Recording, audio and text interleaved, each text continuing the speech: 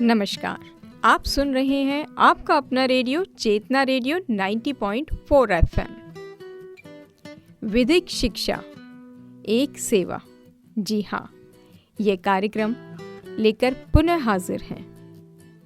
आज इस कार्यक्रम में आप सुनेंगे डीप फेक्स, आखिर ये है क्या। वार्ताकार हैं राजस्थान न्यायिक सेवा की अधिकारी सुश्री मीनाक्षी।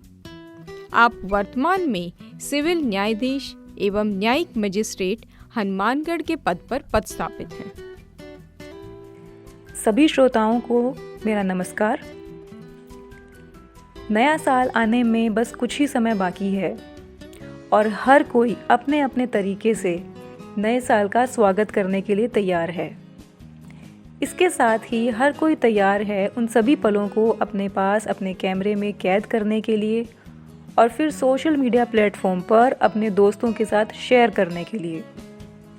तो ऐसे में जब ऐसे खास मौक़ों पर सोशल मीडिया पर गतिविधियां बढ़ जाती हैं तो हमें हर तरह के साइबर फ्रॉड से सावधान होना बहुत ज़रूरी है। हाल ही में राजस्थान सरकार द्वारा डीप फेक्स के संबंध में एक नई एडवाइजरी जारी की गई है। तो हमें डीप फेक्स को समझना और जानना बहुत ज़रूरी है। आखिर ये है क्या? डीप फेक्स जैसे कि दो शब्दों से मिलकर बना है, डीप और फेक्स। फेक्स जो हम अक्सर सुनते हैं, फेक यानी कि गलत, झूठी चीज़, और डीप्स का मतलब, डीप जो शब्द लिया गया है वो लिया गया है डीप लर्निंग से।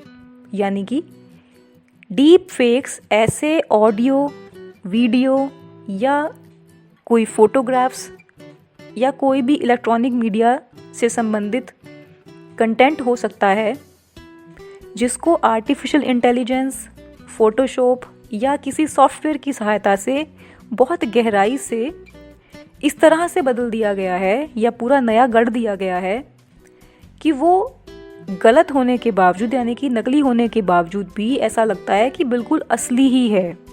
यानी कि उसमें दी गई जो जानकारी है या सूचना है या कोई भी चीज़ है वो गलत होती है लेकिन वो सही प्रतीत होती है। तो वो है डीप फेक्स, जिसमें डीप लर्निंग की सहायता से ये सब चीज़ों को, जो असली चीज़ है, उसे बदल कर गलत चीज़ें बना दी जाती हैं, गलत इन्फॉर्मेशन बना दी जाती है। अब इसका जो टारगेट है वो क्या होता है? इसका टारगेट दो तीन तरह के टारगेट होते हैं इसके। एक टारगेट तो होता है कि जो भी व्यक्ति उस कंटेंट को, उस ऑडियो, वीडियो, फोटोग्राफ को देख रहा है, सुन रहा है, उसके विचारों को प्रभावित करना, उसकी सोच को प्रभावित करना। दूसरा इसका उद्देश्य होता है उसके साथ कोई फ्रॉड कारित करके उसे तो डराना, धमकाना या उससे किसी तरह का पैसा ऐंठना। और इसके अलावा इसका तीसरा जो है, एक और जो इसका उद्देश्य होता है वो होता है कि आम लोगों में, पब्लिक में बहुत बड़े स्तर पर जो है एक भ्रम फैलाना, गलत सूचना फैलाना, लोगों में आक्रोश पैदा करना और किसी ना किसी तरीके से दंगे, लड़ाई, फसाद, इस तरह की चीज़ें पैदा करना, जिससे शांति बने हुए माहौल में एकदम से अशांति हो जाए और जो पूरी कानून व्यवस्था है कहीं ना कहीं वो चरमरा जाए। और इसके अलावा इसका एक उद्देश्य ये होता है किसी व्यक्ति विशेष की जो है उसका जो एक चरित्र है उसको एक तरह से उस पर लांछन लगाना और उसको डिफेम करना, उसके चरित्र को क्षति पहुंचाना, उसकी बेइज्जती करना समाज में, और फिर इसके माध्यम से जो है कहीं ना कहीं उससे किसी तरह का कोई पैसा लेना या फिरौती की मांग करना। तो इन सारी चीज़ों से बचने का तरीका क्या है? सबसे पहली बात तो ये है कि अगर मान लीजिए ऐसी कोई चीज़ आपके पास किसी भी माध्यम से आई है, चाहे वो आपके किसी विश्वसनीय व्यक्ति ने क्यों ही ना भेजी हो, सबसे पहला काम जो हमें करना चाहिए, पहली बात तो हम अपने दिमाग में ये चीज़ सेट कर लें कि चूंकि आजकल ये चीज़ें बहुत ज़्यादा हो रही हैं तो हम एकदम से किसी चीज़ को देखकर या सुनकर तुरंत उस पर रिएक्शन ना करें, तुरंत प्रतिक्रिया ना करें और एकदम से अपने मन में कोई बहुत बड़ा भ्रम ना लेकर आएं। सबसे पहले रुकें, उसे देखें और शेयर ना करें। अक्सर हमारी आदत होती है, ये बहुत से लोगों की आदत होती है जनरली, कि अगर कोई भी ऐसी अलग सी चीज़ उनके पास कहीं से आई है तो वो तुरंत उसको अपने पास जितने भी ग्रुप होते हैं, जितने लोगों को वो जानते हैं, फटाफट से उसको शेयर कर देते हैं, ये देखने के लिए कि देखते हैं बाकी लोग इस पर क्या प्रतिक्रिया देते हैं। तो सिर्फ दूसरों की प्रतिक्रिया को देखने के लिए ही बहुत से लोगों को शेयर कर देते हैं। इससे क्या होता है, इससे कहीं ना कहीं हम भी उस जो एक वैसी जो सूचना है जो भ्रमित करने वाली है, उसको हम और ज़्यादा कहीं ना कहीं बढ़ावा दे रहे हैं।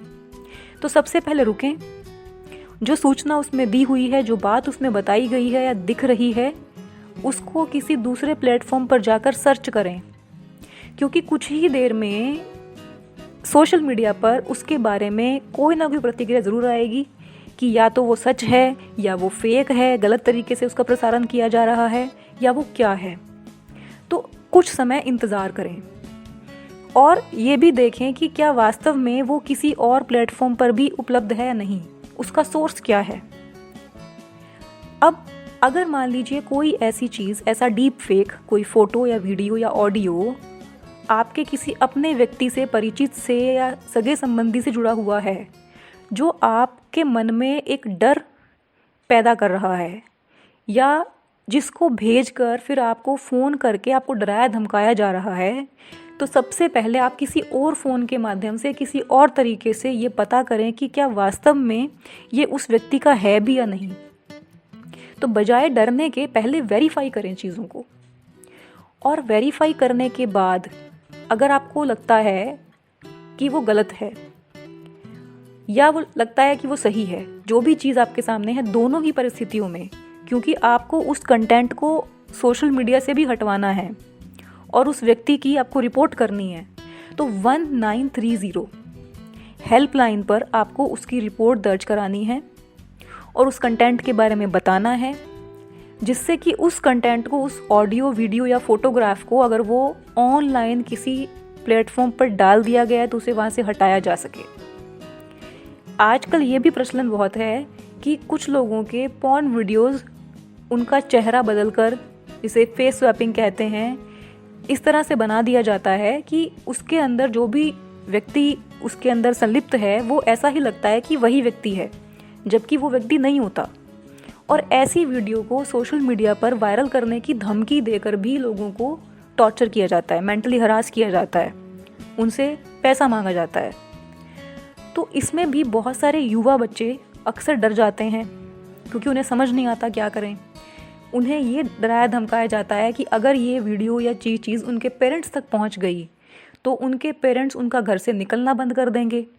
इसलिए अगर ऐसी सब चीज़ों से बचना चाहते हो तो जैसा हम कह रहे हैं वैसा करो। और युवा लोग इस बात से डर कर कहीं ना कहीं उनके झांसे में फंसते चले जाते हैं। तो इन सब बातों से डरने की बजाय सबसे अच्छा ये है कि अपने पेरेंट्स को बताएं या 1930 पर तुरंत रिपोर्ट करें, जिससे ऐसे कंटेंट को और फैलने से, कहीं पर भी भेजने से रोका जा सके और जो व्यक्ति उसे कर रहा है उसे भी पकड़ा जा सके। तो आशा है कि डीप फेक्स के संबंध में ये जानकारी आपके लिए बहुत महत्वपूर्ण होगी। नए साल को मनाएं, सब कुछ शेयर करें, अपने अच्छे पलों को कैमरों में कैद करें, लेकिन सावधानी के साथ, और ऐसी चीज़ों को बिना वेरिफिकेशन के शेयर करने से बचें। बहुत बहुत धन्यवाद।